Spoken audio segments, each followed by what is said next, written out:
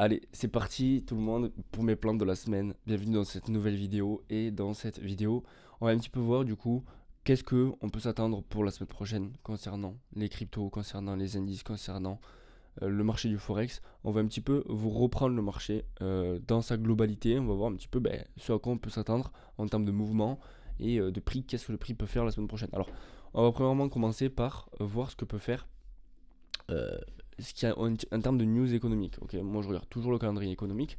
On voit que lundi, mardi, globalement, c'est quand même assez calme. Ok, on a réunion en Australie, mardi, on n'a rien. Mercredi, on a le FOMC à 7h. Oui, parce qu'on change d'heure en France, du coup, maintenant c'est à 7h. On s'attend à ce que la Fed baisse les taux de 0,25 points. C'est ce qui est déjà pricé. Ok, on peut le voir ici si on va sur Fed Watch Tool. C'est le site que moi j'utilise personnellement pour voir en termes de baisse de taux ce à quoi on peut s'attendre. Hop, j'attends que ça charge un petit peu. Aujourd'hui, le marché, je crois qu'il a pricé à 96% une baisse de taux de 0,25 points. Donc, ce qu'il faut comprendre, c'est que le marché, on sait que la Fed va baisser les taux de 0,25 points. Donc en fait, il ne faut pas réfléchir dans sa tête en se disant ok, la Fed va baisser les taux, donc ça va forcément être baissier pour le dollar. Pas du tout. Dites-vous que c'est déjà pricé et que c'est déjà dans les cours du prix. Ce qui va être important, c'est ce que Powell va dire par la suite. Est-ce qu'il va être plutôt dovish? Est-ce qu'il va être plutôt partisan pour rebaisser plus de taux, etc., etc. Ce qui va faire baisser le dollar et du coup, on va voir que les anticipations de baisse de taux seront encore plus élevées pour la suite. Ou alors, ce qui va être plus hawkish, c'est-à-dire il va être plus, il va vouloir resserrer l'économie parce qu'il estime que l'inflation est remontée. On a vu que cette semaine, l'inflation est remontée à 3%, alors inférieure à ce qu'on s'attendait. On s'attendait à une inflation à 3,1%, mais c'est quand même une inflation en hausse. Okay, donc voilà, on s'attend, voilà, le marché à 98%, une baisse de taux ici, le 29 octobre, et en décembre 91%. Donc c'est ce chiffre-là qui devrait changer, soit à la baisse, soit à la hausse. Si il va à la hausse parce que Powell est hawkish, donc les gens s'attendent à plus de baisse de taux, ça devrait monter et être baissier dollar. Et si on voit que Powell est hawkish, ça devrait baisser, ça devrait monter et on devrait voir un dollar haussier. Concernant maintenant les marchés, donc on a vu que la semaine était globalement chargée en news économiques. Alors mercredi on a vu qu'il y avait ça. Jeudi on n'a pas grand chose. Et après on a le shutdown, donc le PCE on l'aura pas. Alors peut-être qu'on l'aura pas, je ne sais pas, parce que c'est bizarre qu'on ait eu l'inflation. Moi je m'attendais à ce qu'on n'ait pas l'inflation, bref. Donc ici, en tout cas, on aura la FOMC. Concernant maintenant les marchés, on va voir du coup un petit peu moi ce que je m'attends en termes de prix. On va voir déjà le dollar.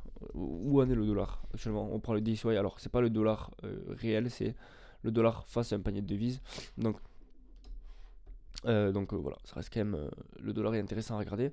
On voit que le dollar, on est quand même passé aussi, on est repassé au-dessus des moyennes mobiles, donc ça peut être intéressant. Alors attention après parce que on arrive quand même sur une zone qu'on avait rejetée déjà par le passé. Mais encore une fois, pour moi, le dollar est bullish. Ok, on a un dollar qui est bullish. C'est pour ça que je suis baissier sur Euro USD globalement, ça on le verra après.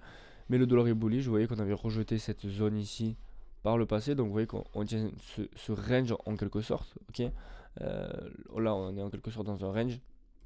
On est passé au-dessus des moyennes mobiles, on devrait potentiellement aller chercher ces high qu'on a ici. Ok, donc pour moi je suis haussier dollar et c'est justement le catalyseur de la semaine, ça va être du coup Powell, la Fed, ce qu'il va dire ensuite à la conférence de presse.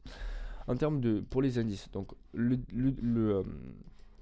DAX, alors le DAX on est quand même plutôt bullish. Ok, vous voyez qu'en weekly on est bullish, mais on est coincé dans ce range depuis maintenant plusieurs semaines, plusieurs mois, on est dans ce range. À chaque fois qu'on arrive en haut de range, le marché rejette, et à chaque fois qu'on arrive en bas de range. Donc le plan, c'est de vendre ici en haut de range et d'acheter en bas de range. Alors, on voit qu'on tient très bien cette moyenne bulle. Pour moi, tant qu'on tient ici, comme j'avais envoyé à mes membres ici, tant qu'on tient les 24 000 à peu près dollars, les 24 050, on reste dans ce flux bullish. On tient super bien ces moyennes mobiles en daily. Donc pour le moment, il n'y a aucune raison de vendre le DAX. Si jamais on vient passer en dessous, les s'installer en dessous, peut-être qu'on pourra chercher un short pour aller viser un bas de range. Encore une fois, actuellement à l'heure d'aujourd'hui, j'ai pas envie de faire grand chose, j'ai pas envie d'acheter pour aller viser le haut de range. Pour moi, ce qu'on fait, c'est on brute, donc c'est pas sur l'actif sur lequel je vais me précipiter. Le CAC, concernant le CAC, c'est assez intéressant. Le CAC, je l'avais vendu plusieurs fois, il me semble que j'avais vendu ici, peut-être pas ici, mais en tout cas, je l'avais vendu là, je me rappelle. On revient sur une zone qu'on rejette à chaque fois. Ok, le marché a une mémoire, que vous tradez les supports et les résistances, peu importe, le marché a une mémoire et ça, c'est important de le comprendre. Donc on arrive sur cette zone. C'est pas pour autant que je vais vendre maintenant bêtement. Hein. Je vais attendre qu'on me confirme ça. En 4 heures, je vais attendre qu'on passe sous cette zone là. Si on passe sous les 8150 à peu près, ici ce sera plus clair en 1 heure. voyez qu'on a une très belle zone ici à venir passer en dessous. Si on passe sous les 8150, alors je pourrais commencer à mettre une première cartouche à la vente sur le CAC, ok, pour aller viser premièrement cette moyenne mobile ici, via également le haut range. Et après, si on réintègre le range, alors ce sera un plan swing, mais je vais commencer avec une petite partie de position. Et si je vois qu'après on réintègre le range, je rajouterai une partie de position pour viser le bas de range par exemple. Ça pourrait être un plan assez long terme sur le CAC. Concernant du coup le Russell 2000, pas le Russell 2000, l'Eurostoxx. Alors l'Eurostoxx, pareil, on est bullish. Tous les actifs, globalement partout on est bullish, hein. Que ce soit en Europe, en Amérique, même au Japon, on est haussier partout. Mais ça veut pas dire que je vais acheter. Pour moi, on est sur des niveaux qui sont bien hauts, donc attention, faut quand même rester prudent. Pour moi, l'Eurostoxx, tant qu'on tient cette zone là, tant qu'on se passe sous les 5600, je reste bullish. Mais encore une fois, si on vient passer dessous, ben, ça veut pas dire que je vais acheter encore une fois. Ok, moi, acheter, c'est uniquement par exemple si on revient sur ce haut de range, potentiellement je pourrais chercher un achat. Ok, vous voyez, si on revient sur ce haut de range, je pourrais potentiellement chercher un achat à part si on le réintègre, etc. etc. Le FTSE, pareil, vraiment on est bullish, bullish FTSE. Tant qu'on est cette zone là, il n'y a aucune raison de chercher à short. Vous voyez que de toute façon, c'est un peu partout pareil, je me répète, mais encore une fois, c'est comme ça, les marchés, on est bullish vraiment partout. Pareil, le SP500. Cette zone là et la zone à casser, à chaque fois vous prenez vos une mobile en 20 et 50. Et vous voyez, ben, c'est en 4 heures. C'est en continu, c'est mobile en 4 heures. Il n'y a aucune raison de chercher à vendre. Pareil ici. Alors, je suis bullish. Alors, l'avantage, entre guillemets, de faire du swing trading comme je le fais un peu, c'est que ça permet de me hedge. Par exemple, là, moi, si le Nasdaq, je ne suis pas acheteur Nasdaq sur ces niveaux, mais si le Nasdaq prend 10% encore, tant mieux. Pourquoi? Parce que je suis investi sur mes investissements long terme en action. Donc, si le Nasdaq prend 10%, en quelque sorte, je suis déjà exposé. Si le Nasdaq vient à baisser et que je prends un short, je vais entre guillemets me hedge, c'est-à-dire que je vais vendre le Nasdaq, mes actifs, mes investissements long terme, la bourse va baisser, mais je serai à la vente sur le Nasdaq. Vous voyez qu'il y a un peu en quelque sorte ce truc de hedge grâce au swing trading et à l'investissement long terme qui est plutôt intéressant. Pareil ici, l'US30, il est intéressant parce qu'on revient sur une oblique qu'on est venu tester plusieurs fois et rejeter plusieurs fois. Donc peut-être qu'on va le rejeter, que peut-être qu'on va passer plus bas, je ne sais pas. En tous les cas, ici actuellement, c'est pas une zone de vente. Vous voyez qu'à chaque fois, je me précipite pas, c'est pas parce qu'on revient sur une zone daily, et ça c'est une erreur que beaucoup trop font. On revient sur une zone daily qu'on a rejetée, donc non, ok, on attend confirmation. Tant qu'on n'a pas nos confirmations, je cherche pas à vendre. Ok, par ici, bon, lui il est un peu plus dégueu, mais il est un peu plus faible. Et aussi, ce que j'ai pas dit, c'est qu'on fait des divergences. On commence à faire des divergences en daily sur tous les actifs. Ok, vous voyez qu'ici on fait sur RSI on fait un bas plus bas, et ici on fait un haut plus haut, ce qui nous montre qu'il y a moins de force. Mais encore une fois, il y a autre chose aussi d'important à prendre en compte, c'est que si on prend l'indicateur du volume, hop, quand on voit le volume, on voit que sur ces hausses là, il y a beaucoup moins de volume haussier. Vous voyez que gros volume baissier, volume baissier plus fort que le volume haussier. Et ça sur tous les actifs. Gros volume baissier, gros volume baissier, gros volume baissier, volume baissier plus fort que ces 2 derniers jours haussiers. Vous voyez que cette bougie là était plus forte en termes de volume que ces deux là. Donc qu'est-ce que ça veut nous dire? Ça peut potentiellement dire que les institutions commencent à vendre le prix. C'est pour ça que pour moi actuellement c'est pas sur des zones sur lesquelles j'achète. Okay, attention, ça veut pas dire que je vais vendre directement, j'attends mes confirmations, mais c'est pas sur les zones dans lesquelles j'achète. Et en plus on fait des divergences avec le RSI. Concernant le Nikkei, alors le Nikkei lui va être intéressant. Pourquoi? Parce qu'on est vraiment éloigné des moyennes mobiles et on pourrait tenter. Vous voyez qu'à chaque fois qu'on est éloigné des moyennes mobiles, le prix hop, il s'en rapproche, hop, hop. Donc là on est éloigné. Pour y avoir un petit short si on vient passer sous ce niveau là, sous le niveau des 48 500 pour trouver un premier short ici, mais encore une fois, je me presse pas, si le marché veut monter, il monte. EURUSD il est assez intéressant, pourquoi? Parce que on est assez neutre, mais je suis plutôt baissier, comme je vous ai dit, le dollar, pour moi il est plutôt haussier. Donc là, tant qu'on tient cette zone là, je suis baissier. Si on vient passer en dessous ici, ce niveau des, je crois que j'ai un ordre en attente au niveau des 15 300, j'ai un ordre en attente à la vente. Je serai vendeur pour aller viser ce niveau, et ce niveau plus bas, au moins les 1.3, 13. Et après, si on repasse au-dessus, potentiellement chercher des achats pour viser le haut de range. Mais encore une fois, j'attends. En brut, on est dans un range. J'ai mis mes alertes au-dessus, j'ai mis mes niveaux et tout simplement. Ok. Ça, je vais baisser un peu cette alerte. Hop. Et comme ça, ben, on est à jour. Vous mettez des alertes et vous avez jusqu'à attendre que les alertes soient. Le gold, même chose, et vous n'êtes pas censé savoir. Enfin, vous savez très bien qu'on a fait un rallye depuis plusieurs semaines, plusieurs mois. Enfin, plusieurs semaines, même d'ailleurs, c'est en un mois tout pile.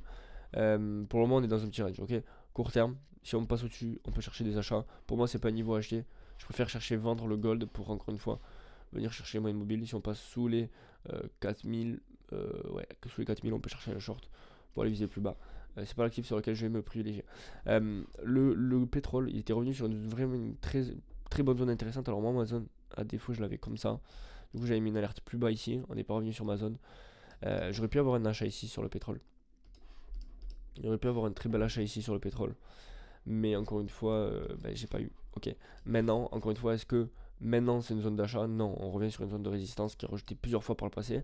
Je vais attendre de voir si on passe au-dessus ou si on se fait rejeter et qu'on retourne en bas. Ok. On peut très bien, maintenant sur le pétrole, ranger pendant plusieurs semaines, plusieurs mois. Ok, on peut très bien faire ça. Ok, on sait pas. Mais hein, tout ce que je sais, c'est que là, c'est une zone, c'est pas une zone d'achat, c'est une zone de vente. Et là, c'est une zone d'achat. Pour chercher à acheter, je vais attendre de voir si on passe au-dessus pour aller viser d'autres niveaux, tout simplement. Ok, c'est comme ça qu'il faut raisonner. Vous pouvez être bullish. Pour moi, si on regarde même en mensuel et tout, on est sur des très bonnes zones pétrole. Je vous cache pas, mais c'est pas pour autant que je vais acheter maintenant en court terme parce que nous on fait du swing trading. Je peux très bien acheter là.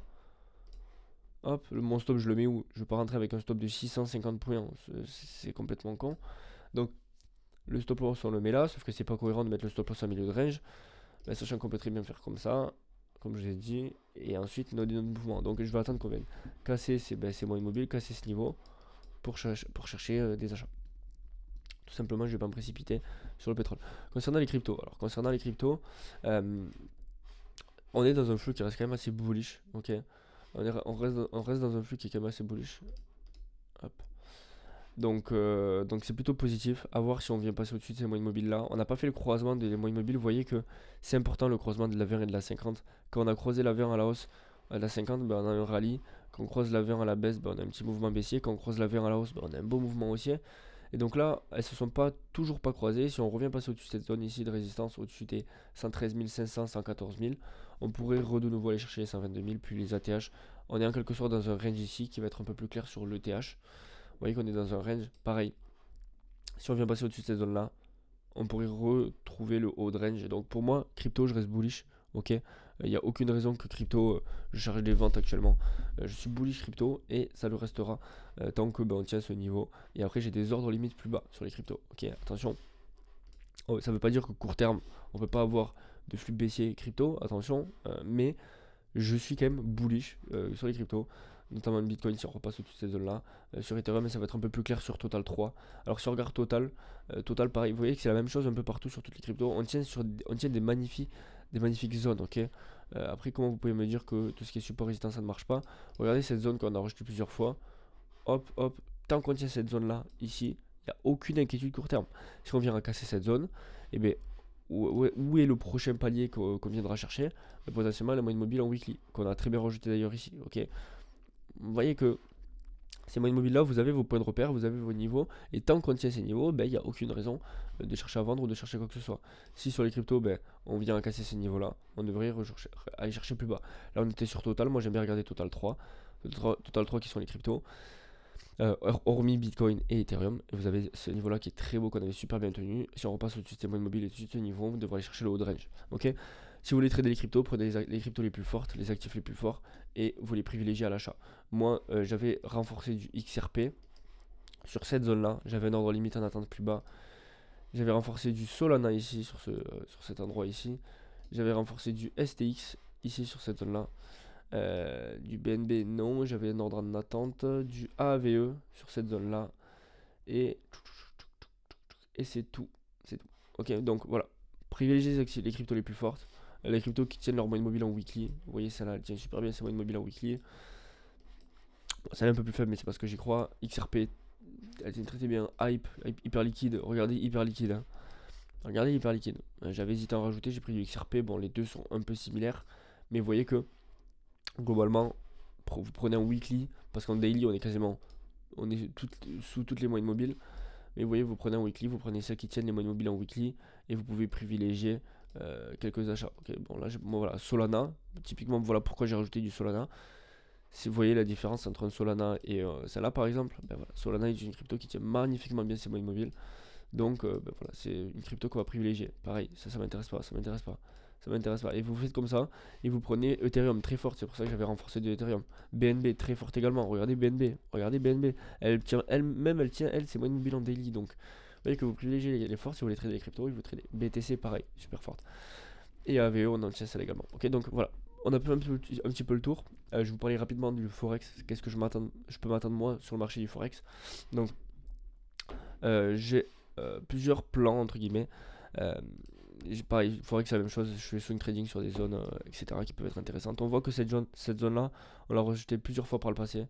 Ici, ici, ici, ici à la hausse. Donc là, on revient dessus, on l'a rejeté. Moi, ce que je veux atteindre là, c'est que hop, qu'on vienne passer sous cette zone-là en 4 heures. Ok. Et je pourrais chercher une vente pour aller viser ce niveau-là et le haut de range. Alors ce niveau-là, c'est la moyenne mobile en daily. Toujours une mise ABE, un premier TP sur la moyenne mobile en daily si on est éloigné, si on est un trade à contre-flux. Là, pareil, ce sera un demi-risque parce qu'on a un contre-flux. Et après, on visera là. Et si on réintègre, on peut viser le bas de range. Vous voyez, ça peut être comme ça on peut s'y prendre. Ça peut être des trades qui peuvent apporter de très beaux ratios. Lui, il est intéressant. Lui, on est dans un milieu de range. Ok, on rejette ces moyennes mobiles là. Si on passe au-dessus ici de ce niveau, hop, en 1 heure qui sera clair. Si on passe au-dessus de ce niveau en 1 heure, on pourra aller chercher des achats sur Euro AUD qui pourraient être vraiment intéressants. Ok. Euro CHF, alors Euro CHF, pareil, on revient sur une zone qu'on a rejetée plusieurs fois par le passé. Euro CHF, je sais que c'est une paire qui est pas manipulée, mais c'est-à-dire que les banques centrales jouent beaucoup sur ça pour équilibrer les prix, etc. Et là, on voit qu'à chaque fois qu'on revient sur cette zone ici, ben, on rejette, on rejette, on rejette. Et donc là, je me dis que ben, ça peut potentiellement être une nouvelle zone de rejet. Si on vient passer au-dessus de cette zone ici, qu'on a rejeté plusieurs fois en 4 heures, elle va être très claire avec cette moyenne mobile ici. Si on repasse au-dessus, je pourrais chercher des achats pour viser, ben, premièrement, comme d'habitude, les moyennes mobiles en daily et après plus haut. C'est vrai qu'après, elle est assez dégueulasse cette paire, mais bon. J'avais PK, pareil, zone qui a très bien rejeté par le passé. On revient sur cette mobile là, pour le moment il n'y a pas de rejet, mais encore une fois c'est pour ça que j'attends. Et si on passe au-dessus de ce niveau, je chercherai des achats. J'ai BPNZD, même chose, lui il est très très beau pour le coup, c'est une de mes paires favorites. On est vraiment dans ce flux bullish, on revient sur cette zone de support, cette trendline plus cette mobile, donc on a un combo daily. Si on peut avoir un breakout daily aussi, ça peut être intéressant. Et si on repasse au-dessus de cette zone en 1 heure, au-dessus des 2.32, 500 à peu près, on pourrait chercher des achats pour les viser plus haut ici. Et la dernière paire que je surveille pour la semaine, AUD USD, alors globalement elle est terrible, mais on est dans un range et on tient super bien. Regardez comment on mèche et contient cette moyenne mobile parfaitement, ok.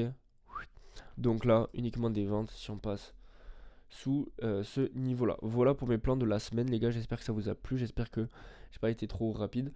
Mais globalement, sur ce quoi je m'attends sur les indices, on est bullish partout. Je cherche pas, pour moi, c'est pas des niveaux pour acheter, c'est plutôt des niveaux pour vendre si on a confirmation ici, réaction. Et du coup, voilà, c'était tout pour cette vidéo de la semaine, les gars. Ma cam elle a bugué, c'est pas grave, il n'y a pas de caméra.